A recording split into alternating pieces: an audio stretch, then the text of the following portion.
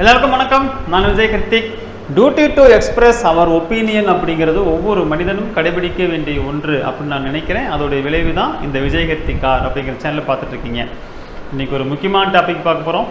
வாங்க வீடியோக்குள்ளே போய் டீட்டெயிலாக பார்க்கலாம்.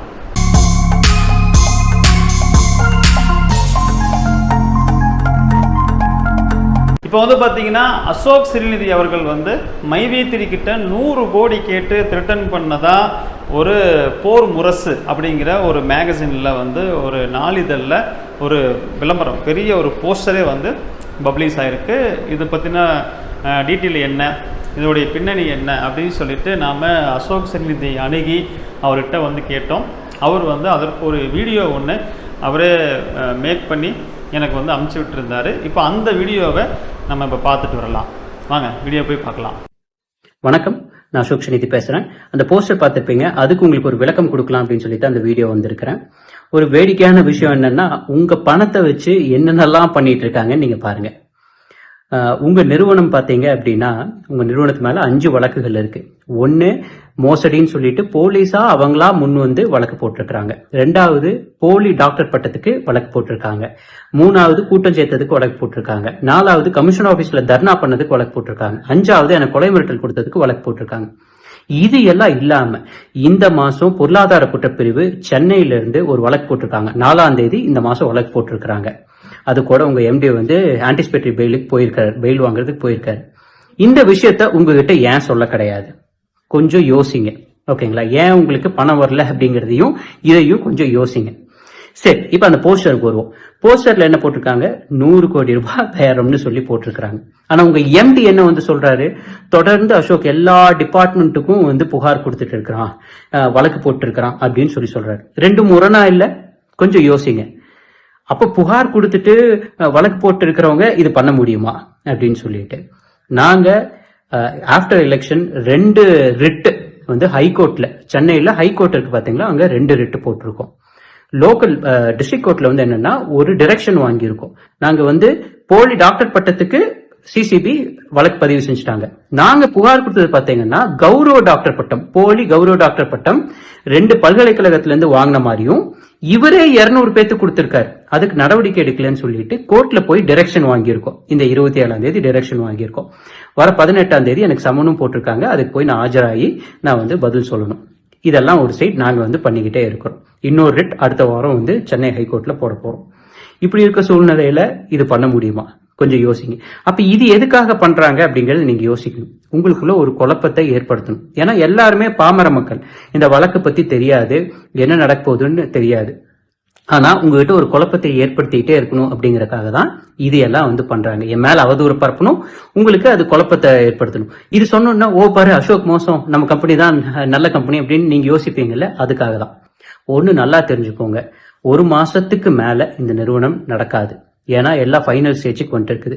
மேபி இந்த டிலே வேணா நடக்கலாம், இன்னைக்குங்கிறது நாளைக்கு ஆகலாம். 1 மாசங்கிறது 1.5 மாசம் ஆகலாம் தவிர்த்து உங்க நிறுவனம் நடக்கிறதுக்கு வாய்ப்பே கிடையாது. ஏன்னா இப்ப கோர்ட்டுக்கு போயாச்சு.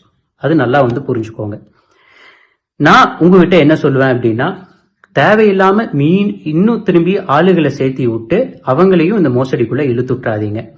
இது 1 மாசம் கழிச்சு என்ன ரிசல்ட்னு பார்த்துட்டு பண்ணுங்க.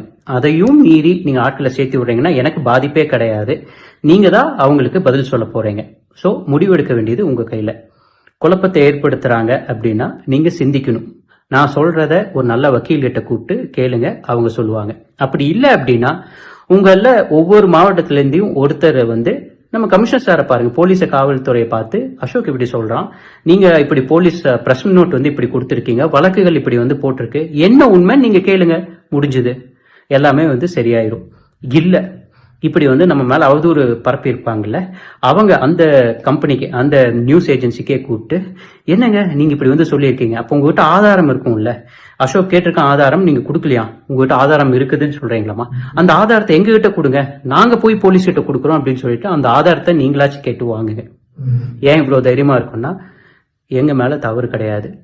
ஒரு பெரிய மோசடியை தடுத்து நிறுத்துற முயற்சியில நாங்க பண்ணிட்டு இருக்கோம். எங்களுக்கு நல்லா தெரியும், இந்த மாதிரி 2000 கோடி 3000 கோடி அவன் கலெக்ட் பண்ணி வச்சிருக்கும் போது இந்த மாதிரி அவதூறுகள்லாம் எங்க மேல பரப்புவான்ட்டு. அதுல எல்லாம் நாங்க ஸ்ட்ராங்கா இருந்தாதான் இந்த மாதிரி மோசடிக்கு எதிராலாம் நிக்க முடியும். நான் மண் மாஃபியா, மணல் மாஃபியாக்கெல்லாம் எதிராக நின்று 143 செங்கல் சூளைகளை மூடுறது, மணல் கொள்ளையை தடுக்கிறது, இந்த மாதிரி பல மாஃபியாவை பார்த்துட்டு வந்திருக்கேன். இதுக்கெல்லாம் நான் அஞ்ச மாட்டேன். நான் ஸ்ட்ராங்கா ஃபைட் பண்ணுவேன். 1 மாசத்துல என்னோட வெற்றி செய்தியும் உங்களுக்கு கொடுப்பேன். நன்றி. ஸோ கொடுக்க வேண்டிய விட்ராவை அப்படிங்கிறது நீங்கள் ப்ராப்பராக கொடுத்துட்டு நீங்கள் க்ரோன் மெம்பர்லேருந்து விட்ராவை ஸ்டார்ட் பண்ணி அடுத்தடுத்து உள்ள diamond member, gold member, silver மெம்பருக்கு, அதுக்கப்புறம் பிஎம் மெம்பர், அதுக்கப்புறம் ஓஎம் மெம்பருக்கு இப்படி கொடுத்துட்டு போய் மக்களுக்கு பெருவாரியாக வர வேண்டிய தொகையை நீங்கள் கொடுத்து அவங்களுக்கு வந்து சேர்த்துருந்தீங்க அப்படின்னா அவர்கள் வந்து உங்களுக்கு எகென்ஸ்டாக ஒரு கமெண்டில் ஒருத்தர் உங்களுடைய க்ரோன் மெம்பரே போட்டிருந்தார், ப்ராப்பராக விட்ரா கொடுத்தா யார் என்ன சொன்னாலும் நாங்கள் கம்பெனியை தவறாக நினைக்க மாட்டோம், கம்பெனிக்கு எகென்ஸ்டாக நாங்களும் பேசவும் மாட்டோம், செயல்படவும் மாட்டோம், கம்பெனியை எகென்ஸ்டாக சிந்திக்கக்கூட மாட்டோம். ஆனால் விட்ரா கொடுக்காம நீங்கள் எதோ சொல்லிட்டு இருந்தீங்க அப்படின்னா கம்பெனி மீது மக்களுக்கு கெட்ட அபிப்பிராயம் வருவது என்பதும் கம்பெனிக்கு எதிராக நாங்களே செயல்பட துவங்குவோம் என்பதும் தடுக்க முடியாத ஒன்றாயிரும் அப்படின்னு சொல்லிட்டு உங்களுடைய மைவேத்திரியனுடைய உறுப்பிலே ஒருத்தர் சொல்லியிருந்தார். இப்போ அதுதான் உண்மை. இப்போது மக்களுக்கு தேவையானது என்ன? அவங்களுடைய விட்ரா. அந்த விட்ராவை கொடுத்துட்டு நீங்கள் என்ன வேணால் பண்ணுங்கள். விட்ராவை கொடுத்துட்டு அடுத்து நீங்கள் புதுசாக ஆள் கொண்டு வாங்க, நம்பிக்கை இருந்தால் கொண்டு வாங்கன்னு சொல்லுங்கள், இல்லையா வேணான்னு சொல்லுங்கள், அது உங்கள் பிரியன்னு சொல்லுங்கள். உங்களுடைய என்ன ஸ்ட்ராட்டஜி சொன்னால் முதல்ல ஆளை நீங்கள் கொண்டு வந்தீங்களோ அந்த ஸ்ட்ராட்டஜி எல்லாமே நீங்கள் அப்ளை படுத்துங்க. ஆனால் விட்ராவை கொடுத்துட்டு அதை அப்ளை பண்ணுங்கள். தாராளமாக உங்களுக்கு என்ன ஆகிடும், இந்த பிரச்சனைலாம் வந்துடும். இதுதான் மக்கள் நம்ம சொல்கிறது என்னென்னா, இவர்கள் காரணம் தேடிக்கொண்டே இருக்கிறார்கள். காரணம் தேடுறதுக்கு ரூம் போட்டு இப்போ யோசிக்க ஆரம்பிச்சிட்டாங்க. என்னென்ன சொல்லி இதை அடுத்தடுத்து ஸ்கிப் பண்ணிட்டு போகலாம் அப்படிங்கிறது தான் இவங்களுடைய முன்னெடுப்பு. அதுக்கு உண்டான ஸ்ட்ராட்டஜிங்கிறது கரெக்டாக அந்த எலெக்ஷன் அப்படிங்கிறது அவங்களுக்கு ஒரு பெரிய ஒரு அல்வா சாப்பிட்ட மாதிரியான ஒரு ரீசன் சொல்கிறதுக்கான ஒரு சுச்சுவேஷன் அமைஞ்சிருச்சு. இப்போ அதை வைத்து அப்படியே ஸ்கிப் பண்ணி கொண்டு போயிட்டே இருக்கிறத இப்போ நீங்களே பார்த்துட்ருக்கிறீங்க. ஸோ அசோக் சிறில்நிதி அவர்கள் அதுக்கு விளக்கம் கொடுத்துருக்காங்க. இல்லை அவர் அப்படி கேட்டார் அப்படின்னா இவர்கள் என்ன பண்ணலாம், நேரடியாக காவல்துறையில் போய் கேஸ் கொடுக்கலாம். இந்த மாதிரி இவரை வந்து என்கிட்ட 100 கோடி ரூபாய் கேட்டு என்னை வந்து பிளாக்மெயில் பண்ணார் அப்படின்னு சொல்லிட்டு இவர்கள் நேரடியாக என்ன பண்ணலாம், தாராளமாக கொடுக்கலாம். இப்போ இவர்கள் எப்படி கேஸ் கொடுத்து இந்த நிறுவனத்தின் மீது என்னென்ன வழக்குகள்லாம் இருக்குன்னு அவர் வீடியோவில் சொன்னார் இல்லையா, அதெல்லாம் அசோக் சிறில்நிதி அவங்க பண்ணும்போது இவங்க தாராளமாக அவர்கள் மீது என்ன பண்ணலாம், இருக்கக்கூடிய அலிகேஷனை இப்படி வந்து இப்போ ஒரு போஸ்டர் ரெடி பண்ணி இதெல்லாம் வந்து பண்ணுறதுக்கு பதிலாக நேரடியாக சட்ட ரீதியாகவே அணுகலாமே. இப்போ போஸ்டரில் வந்து ஒரு நாளிதழில் விளம்பரம் வரத்துக்கு அளவுக்கு வந்துருச்சுங்கும் போது தாராளமாக இதையும் அவர்கள் சட்ட ரீதியாக அணுகலாம். ஸோ மக்கள் என்ன சொல்கிறது அப்படின்னா இதெல்லாம் ஒரு முடிவுக்கு வரட்டும். இப்போ வந்து அசோக் சிங் சொன்னார் இல்லையா, அது மாதிரி மக்கள் வந்து இதெல்லாம் ஒரு ஆஞ்சி ஓஞ்சி ஒரு முடிவுக்கு வரட்டும், ஒரு தெளிவு வந்துடட்டும்.